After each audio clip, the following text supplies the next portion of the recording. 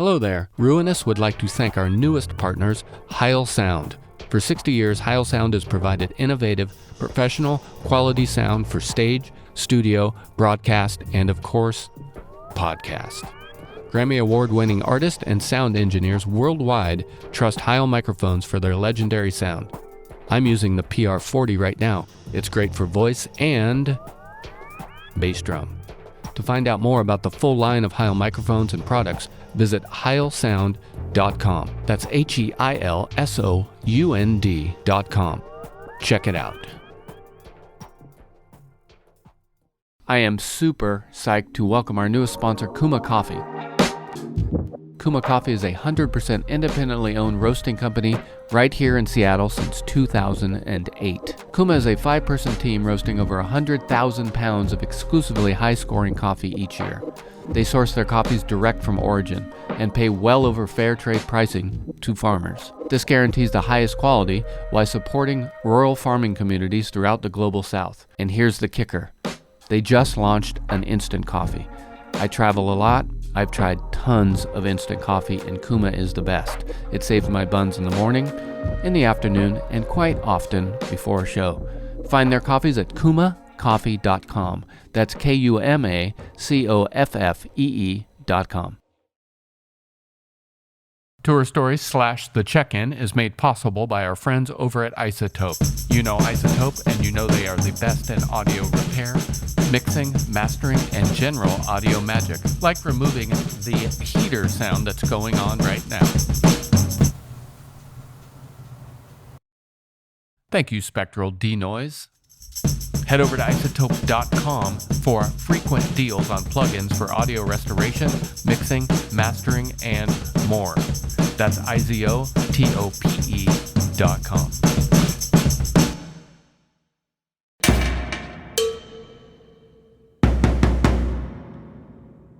Hey, Bob, how you doing? Joe, right? Joe the plumber. Joe the plumber. Where are you? You at home? I'm at home in Hoboken, New Jersey. Wonderful. Hoboken. How's it feeling there this time of year? It's I've been here since 1981. Mm-hmm. So it's, changing, but it's still just, a square mile right across the river from Manhattan. And I like it. I've been out there to Maxwell, of course, but I haven't been out in a little while. I kind of miss going out there. I'll head out there. I'm going to have a day off in New York. Maybe it'll be a day off in Jersey instead. Well, most of my listeners know you as your elaborate punk rock and roll pedigree. Also as a writer, drummer for Sonic Youth, Pussy Galore. My favorite of yours, Knoxville Girls. I saw a show in Olympia forever ago, of course, and it just blew my mind. I feel like I was standing directly in front of you guys too. Wow, I remember that show. I was the one that got us there. I think Maggie Vale might have hooked us up. Right, and I think Sarah Lund introduced me to you, or at some other point she introduced me to you.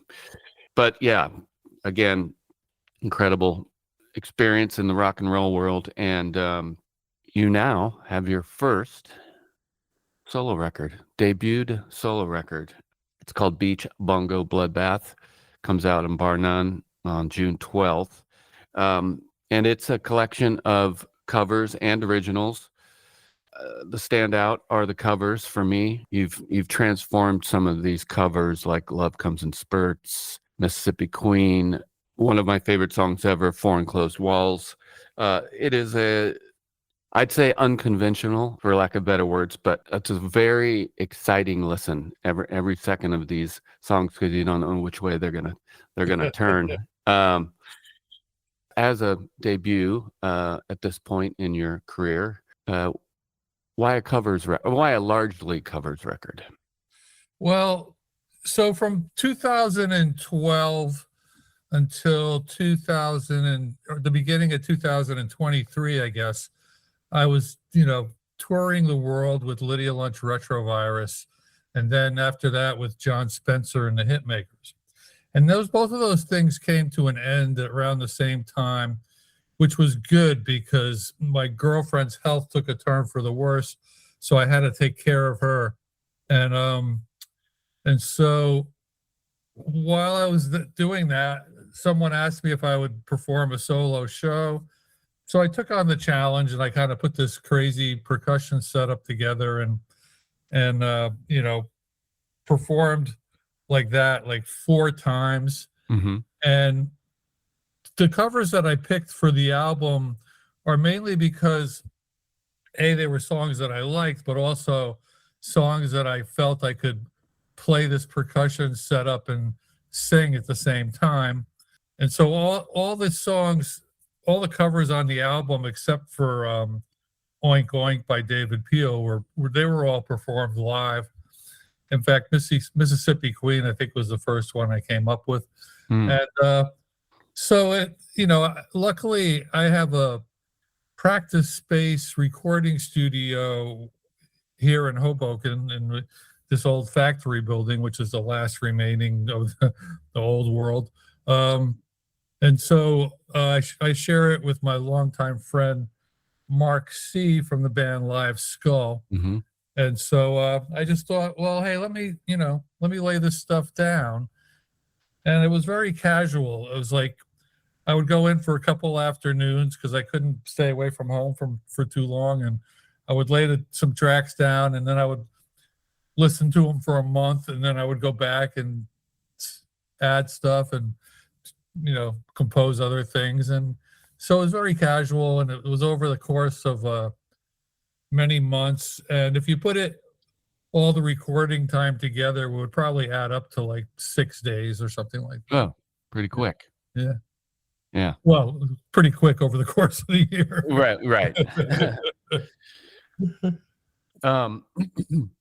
And you play all the instruments. There's theremin and drums and keyboards.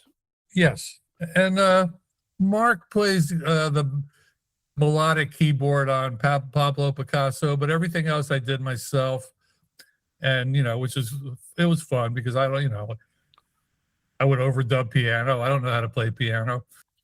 And so it kind of took a journey from what I was doing live until up to what it actually became. So that was kind of the process. It wasn't even like, I'm making a solo album. It's just it got to a certain point where I thought, hey, this is pretty cool. And, Bar None Records has their offices in the same building where our recording studio is. So I presented it to them, and then, they really dug it, and that was that.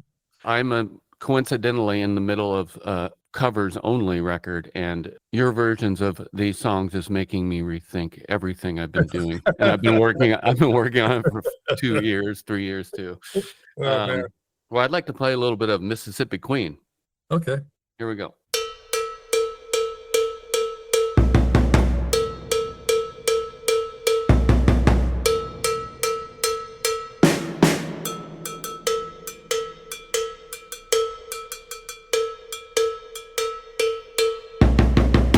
Mississippi Queen. Oh, you know what I mean. Mississippi Queen. She taught me everything. Went down around Vicksburg, around Louisiana way. Cajun lady. Mississippi Queen. She was a dancer. She moved better on wine while the rest of them dudes were getting their kicks. Boy, I beg your pardon, I was getting mine. Mississippi Queen. You know what I mean. Mississippi Queen. She taught me everything. The lady, she asked me if I would be her man. I love that. Not all music puts a smile on my face either. Most of these covers do. You have this ability to sort of celebrate the hooks and the iconic parts, like the cowbell, that great beat in Four Enclosed Walls. you celebrate it, and you also kind of destroy it. And you kind of set it up on a pedestal, and then you know, destroy it. And I like that quality of all these songs. Awesome. When you choose a cover, for one, I guess, how do you choose a cover, and how do you choose to interpret it if you make that decision? Well, it all, like I said earlier, it all came out of those solo performances. And so, yeah, the covers were mainly picked because they were songs that I liked, but also I was able to play this crazy setup and sing them at the same time. And yeah, I mean, I can't say there was a ton of thought that went into it. And, you know, of course, everyone's seeing it as like, oh, you took all these songs that are known for their guitar and left out, you know, there's no guitar or bass on the record, you know, but in a way, it's almost kind of like when I had my own band Bewitched back in the 80s and early 90s, this is what I wanted that to be, but that ended up turning into a real band and, you know, doing the whole touring and all that kind of thing and making albums. But, you know, it's just basically me having fun. There wasn't a ton of thought that went into it. You know, I was just casually thinking of things and then laying it down. And, you know, it's a very short record. Yeah. And back a little bit to the recording, you said they were basically one takes, and were you singing and playing, or did you overdub? I overdubbed. Yeah, no, I laid down the basic beats, singing it in my head, and then I laid down the vocals, and then, you know, and then slowly all those overdubs, and then there was, you know, things that I kind of, you know, some of those instrumental short pieces I kind of like put together as I was working on the album. And because like the live performance, you know, I sang a lot of those covers, but I also did a lot of like jazzy kind of improvising, you know, with the setup with the marimbas and the big bass drum and the bongos, you know, a lot of bongos on this record. Yeah. And though, you know, sometimes the drums are tripped out, as a drummer, I was listening to this record, and when you can just kind of get what the room captured, that they sound really good. Yeah. Well, part of it was because of that. You know, I used to work for this equipment van rental place. And at one time I was emptying out a public school, and they gave me this gigantic, you know, marching bass drum that's like from the 30s or something. Yeah. Like that. And, you know, when you have the actual product, you'll see a photo of my setup. I'm playing it in the studio. And so, you know, that's got the good sound. And, you know, and, you know, Mark's been recording things there. The second album by the Wolf Manhattan Project was recorded in this place. And Mark has recorded like the last 4 current time Live Skull albums there. And, you know, and then different people go in there and record. It's, you know. Yeah, it's a great sounding place. I'd like to go record some drums in there. Yeah. Any plans to play these live? You going to tour at all? Not really. I have this record release bash on the 15th, and I don't know if you saw the flyers, but I got, you know, it's like a bunch of acts. It's like this band Genre is Death is going to do a bunch of early Sonic Youth and Pussy Galore songs, and then Ron Ward from Speedball Baby, along with Norman Westberg from the Swans and Grasshopper from Mercury Rev. They're going to interpret Bewitched. And then the Skull Practitioners are also going to, you know, do some Pussy Galore and Sonic Youth songs. And then I got the Knoxville girls back together for this show. Oh, man. So we're going to be doing, you know, it's going to be short sets. So we got the Knoxville girls, followed by the Chrome Cranks, followed by Wolf Manhattan Project. And that's it. Monday, June 15th at Bowery Palace, formerly the Bowery Electric. And tickets are going fast. So if anyone's listening to this and wants to go, they should jump on it. Yeah. I wonder if I'm going to be close enough to get over there. All right. Well, it was great talking to you, and this record is great. It's Oh, a cool thank you record. so much. It's, I it's appreciate super that. cool. And I hope to see you. Maybe I'll make it to the bash. All right. Well, thank you. It's been a pleasure. Yeah. Great to meet you. Bye. Yeah, take care.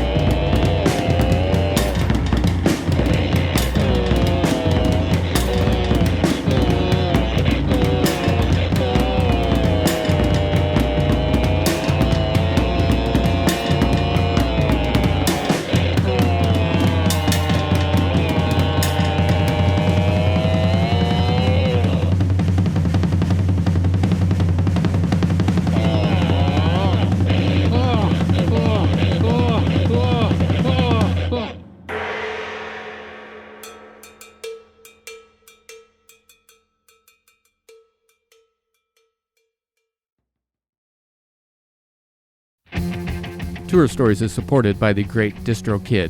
As you know, Distrokid connects direct to TikTok with exclusive access to your TikTok artist account. What's new at Distrokid? You can do unlimited instant mastering. You can distribute your music videos. And the newest, greatest thing, Bandzoogle, where you can build a website and a store in minutes. And of course, they have an app, which is a delight to post new songs and get paid. Tour Story listeners get 30% off at distrokid.com/VIP/tour stories. Distrokid. Get your music out there.